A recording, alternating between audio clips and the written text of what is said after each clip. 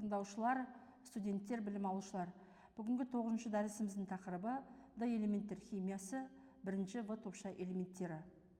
Дәрісіміздің жоспары: бірінші Д элементтерге жалпы сипаттама, бірінші В топша элементтеріне жалпы сипаттама, одан кейін мыс, күміс, алтын және оның қосылыстарының таралуына, физикалық және химиялық қасиеттеріне, алыну жолдарына тоқталамыз.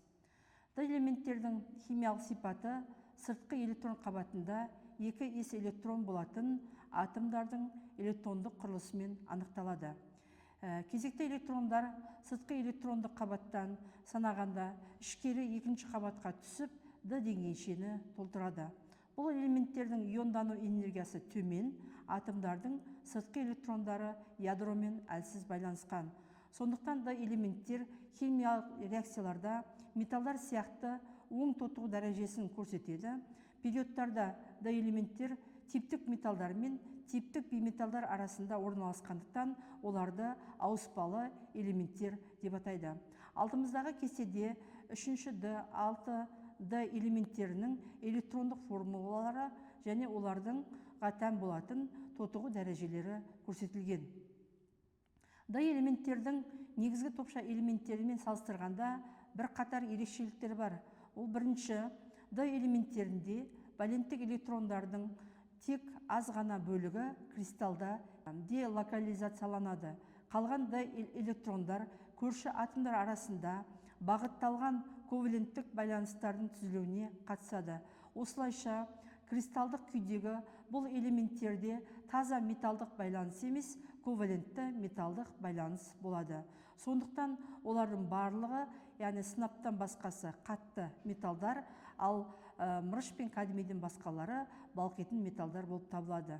Екінші, толтырылмаған Д орбиталдары және энергиясы жақын толтырылмаған НС және НП деңгейлерінің болуына байланысты Д элементтер күрделі комплексті қосылыстар түзеді. Олардың күрделі қосылыстары әдетте түсті және парамагнитті болады. Үшінші, Д элементтер негізгі топшалардың элементтеріне қарағанда өзгермелі қосылыстар түзеді. Сонымен қатар олар өзара және басқа металдармен, сондай-ақ белсенді металдық қосылыстармен қорытпалар түзеді. Төртінші, Д элементтер әртүрлі валенттік күйде болғандықтан қышқылдық негіздік және тотығу тотсыздану қасиеттері кең ауқымда өзгеріп тұрады. Валенттік электрондар с орбиталдарда болғандықтан олар көрсететін ең төменгі тотығу дәрежелері +2. Құрамындағы Д элементтері ең төменгі тотығу дәрежесін көрсететін қосылыстар иондық типті кристалдар түзеді. Химиялық реакцияларда негіздік қасиет көрсетіп, әдетте тотықсыздандырғыш болып табылады. Д элементтері ең жоғары тотығу күйінде болатын қосылыстардың тұрақтылығы әрбір өтпелі қатарда солдан оңға қарай артады. Бұл құбылыс бір топша ішіндегі бас квант санының артуына байланысты Д және НС деңгейлерінің энергиялары арасындағы айырмашылықтың азаюына байланысты. Бұл қосылыстарға ковалентті полисті байланыстан олар қышқылдық қасиет көрсетіп, тотықтырғыштар болып табылады. Аралық тотығу дәрежесін көрсететін Д элементтер амфотерлік қасиет көрсетеді. Бесінші, негізгі топша элементтерімен Д элементтерінің ұқсастығы үшінші топ элементтерінде N2, NP1 және N-1, D1, NS2 байқалады. Топ нөмірінің артуына байланысты ұқсастық азаяды. 8-ші А топша элементтері газдар, ал 8-ші В топша элементтері металдар. Бірінші топта қайтадан алшақ ұқсастық пайда болады, ал бірінші В топшасының элементтері жақсы өткізгіштер болып табылады.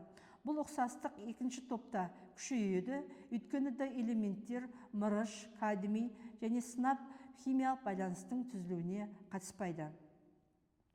Алтыншы, үшінші В, жетінші В топшаларындағы Д элементтер жоғары тотығу дәрежелерінде олардың қасиеттері сәйкес П элементтерге ұқсас. Электрондық конфигурациясы S2, P6 болуына байланысты марганец пен хлордың 7 валенттік қосылыстарының қасиеттері ұқсас. Мысалы, марганецтің 7 валентті оксиді мен хлордың 7 валентті оксидтері қалыпты жағдайда тұрақсыз сұйықтықтар. Жалпы формуласы HeO4 болатын қышқылдардың ангидриттері болып табылады. Төменгі тотығу дәрежесінде марганец пен хлор әртүрлі электрондық құрылымдарға ие болады. Олардың қосылыстарының қасиеттерінің күрт айырмашылығын тудырады. Мысалы, хлордың оксиді газ тәрізді зат гипохлор қышқылының ангидриді болып табылады. Ал марганецтің эквивалентті оксиді кристалды қатты зат. Жетінші, металдың тотықсыздандырғыш қабілеті иондану энергиясымен ғана анықталмайды. Сонымен қатар түзілген катионның гидратация энтальпиясымен анықталады. Элементтердің иондану энергиялары басқа металдармен салыстырғанда жоғары, бірақ олардың иондарының гидратация энтальпиясының мәні үлкен. Осыған байланысты элементтердің көпшілігінің электродтық потенциалдары теріс болады.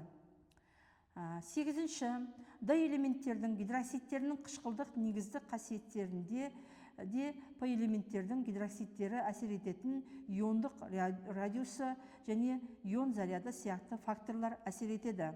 Элементтердің төменгі тотығу дәрежелерінің гидроксидтері әдетте негіздік қасиеттерді көрсетеді, ал жоғары тотығу дәрежесіне сәйкес келетіндері қышқылдық қасиеттерді көрсетеді. Аралық тотығу күйінде гидроксидтер амфитерлі болады.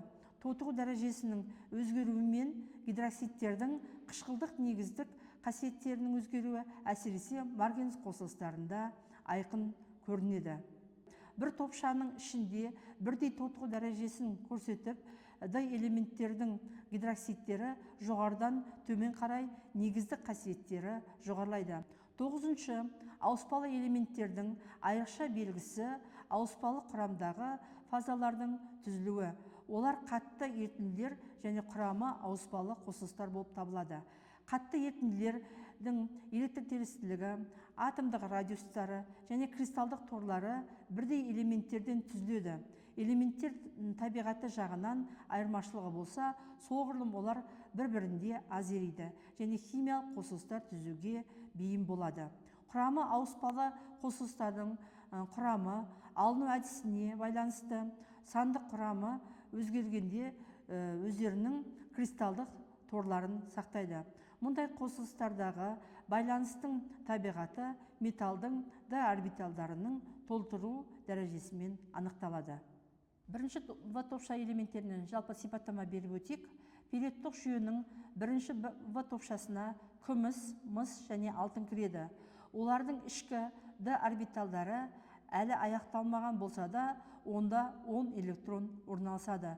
Сонымен бұл элементтердің сыртқы электронды конфигурациясы N-1, D10, NS1 болады. Бұл элементтердің ең сыртқы электрондық деңгейінде бірінші А топ элементтері сияқты бір электрон болғандықтан олар сілтілік металдарға ұқсамайды. Период жүйесінде өздерінің алдындағы элементтерге әсіресе палладийға ұқсас. Химиялық қосылыс түзген кезде мыс, күміс, алтын бір ес электрондарымен қатар ішкі D электрондары да жұмсайды. Олар қосылыстарында плюс 1-ден плюс 3-ке дейін тотығу дәрежелерін көрсетеді. Атап айтқанда, мыс плюс 1, плюс 2, күміс плюс 1, ал алтын плюс 3 тотығу дәрежелерін көрсетеді. Алдымыздағы кестеде бірінші В топша элементтерінің қасиеттері көрсетілген. Олардың реттік нөмірі, салыстырмалы атомдық массасы, валенттік электрондары, атом радиусы, салыстырмалы электротелестілік мәні, балқу температурасы және стандартты электрондық потенциал мәні көрсетілген. Бұл кестеде элементтердің атом радиустары бірінші А топша элементтеріне қарағанда кіші екені көрінеді. Олардың тығыздықтары мен балқу температуралары сол себептен жоғары. Атом радиустарының күміс пен алтын үшін тең болуы лантаноидтық сығымдалудың әсерінен. Ол сығымдалу балқу температурасына, тығыздыққа және тағы басқа қасиеттеріне әсер етеді. Бірінші В топша элементтері жұмсақ, пластикалық түрлі түсті болады. Олар диамагнитті және электр тоғын өте жақсы өткізеді. Химиялық жағынан бұл металдар активсіз. Тотықсыздандырғыш қасиеті мыстан алтынға қарай кемиді. Олардың оң иондары өте оңай бейтарап атомдарға айналады. Қалыпты жағдайда бірінші В топша металдары ауа және су әсерінен тұрақты. Сутегімен, көміртегімен, азотпен тікелей әрекеттеспейді. Бірінші В топша металдарының оксидтері тұрақсыз, қыздырғанда ыдырайды, негіздік оксидтер болып табылады. Сонымен қатар олар +2 тотығу дәрежесін көрсететін оксидтерін түзе алады. Оксидтеріне сәйкес гидроксидтерін олардың тұздарына сілтімен әсер етіп алуға болады. Олардың сульфидтері, галогениттері белгілі. Алдымыздағы слайдта мыстың жалпы атомдық қасиеттері, олардың физикалық қасиеттері, алыну жолдары, химиялық қасиеттері, қолданылуы, таралуы жалпылама берілген. Табиғатта мыс аз тараған, салмағы бойынша жер бетінде оның мөлшері 0,1% құрайды. Көбінесе мыс сульфидтер түрінде кездеседі. Оларға мысал үшін халказинді, кавелинді, халкопиритті, борнитті айтуға болады. Сонымен қатар мыс оксидтер түрінде де болады. Мысалы куприт түрінде, тенурит түрінде, азурит түрінде, малахит түрінде кездеседі. Сонымен қатар мыс таза күйде де кездеседі. Мыс кендері Оралда, Армения мен Украинада бар. Ал Қазақстанда ірі кен орындары Жезқазған мен Балқаш мыс балқыту комбинаттары осы мысты өндіру бойынша жұмыс жасайды. Сапасы жағынан Балқаш мысы дүние жүзінде бірінші орында алады. Таза мыс қызыл жұмсақ металл. Ол жылуды, электр тоғын жақсы өткізеді, коррозияға берік. Соған орай қазіргі кезде техникада таптырмайтын материал болып табылады. Мысты түрлі қорытпалары алу үшін пайдаланады. Ол бронзаның, латунның, мельхиордың құрамында болады.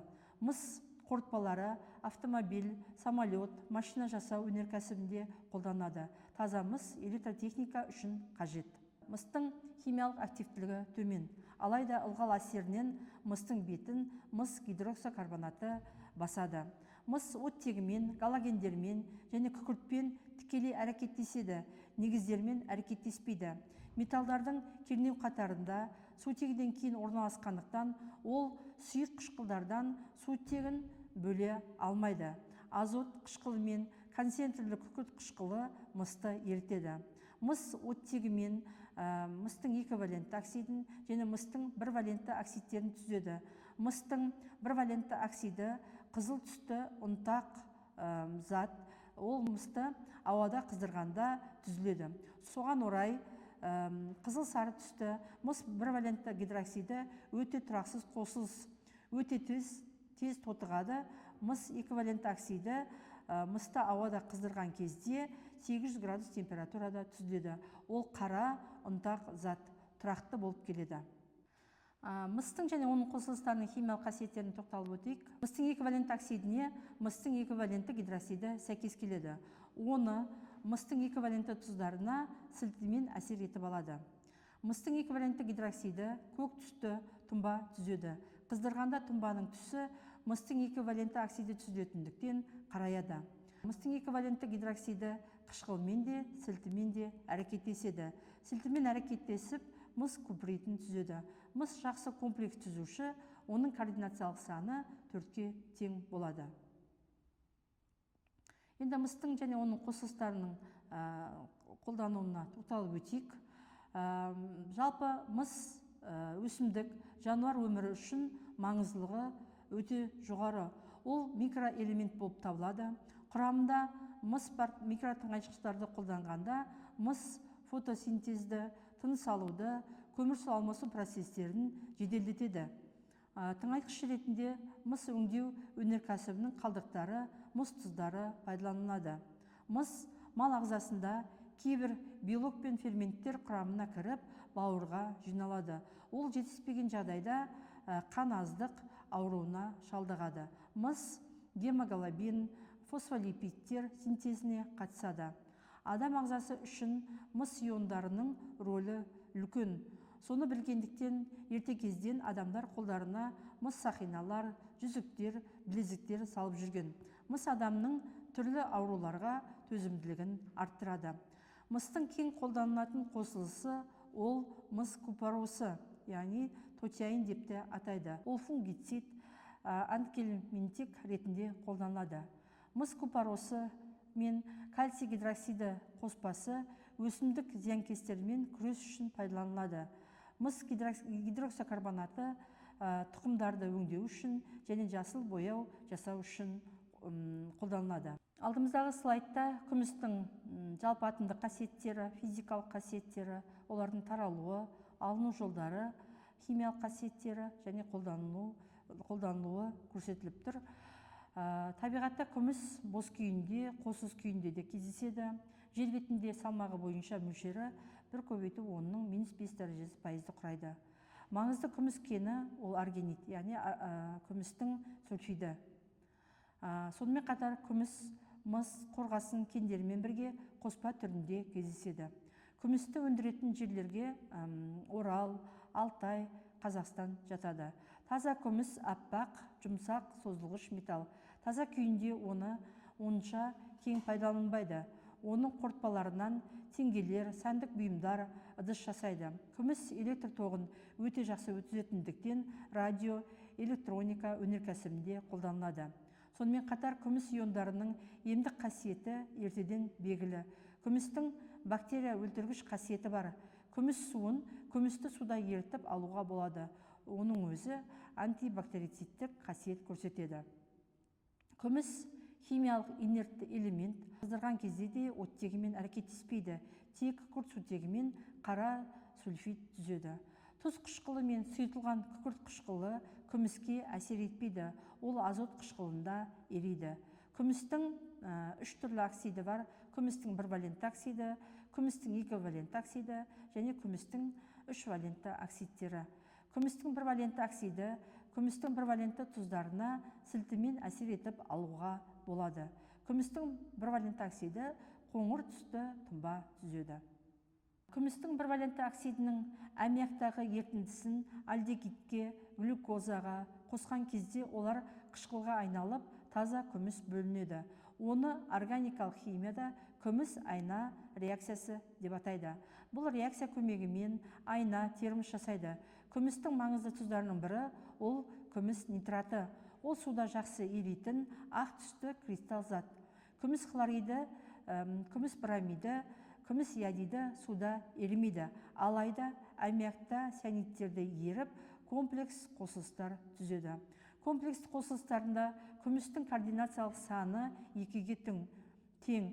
Күмістің галиттері сәуле әсерінен ыдырайды. Олардың бұл қасиеті фотографияда пайдаланылады. Алтын сары түсті, өте пластикалық, созылғыш, жұмсақ металл. Одан өте жұқа алтын қағазын және өте жіңішке алтын жіп созуға болады. Ол электр тоғын жылуды жақсы өткізеді. Табиғатта алтын бос күйінде кездеседі.